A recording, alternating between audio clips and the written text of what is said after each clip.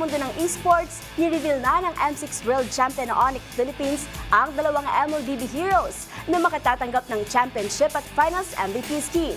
Kung sino sila, panoorin sa report na ito.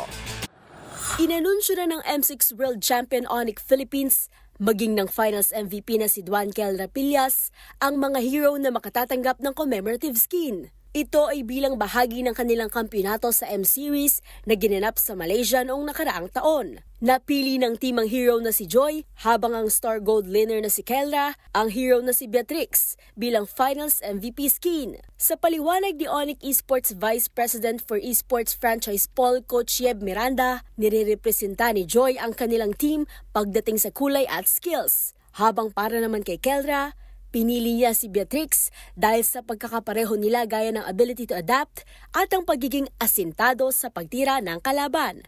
Ang naturang mga skin ay inaasahang ilalabas sa Setyembre ngayong taon ayon sa developer ng Monton Games.